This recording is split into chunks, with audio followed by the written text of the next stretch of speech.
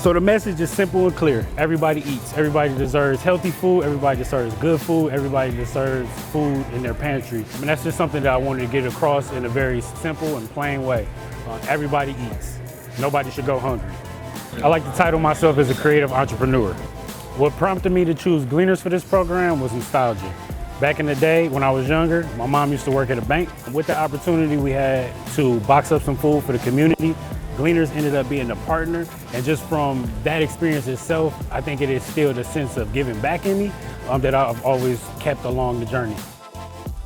Getting here this morning and seeing the Cleat set up here at the airport, it's kind of like having an out-of-body experience, not just for how cool it is and how many people are going to see it, but knowing what it represents.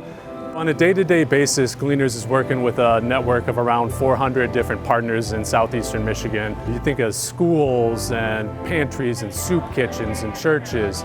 We've got a network of mobile distributions too to go out to the communities that need the emergency food assistance. It's a team effort involving thousands and thousands of people. What Tony's support here and what the funds that this makes possible will have is being able to meet that increased need.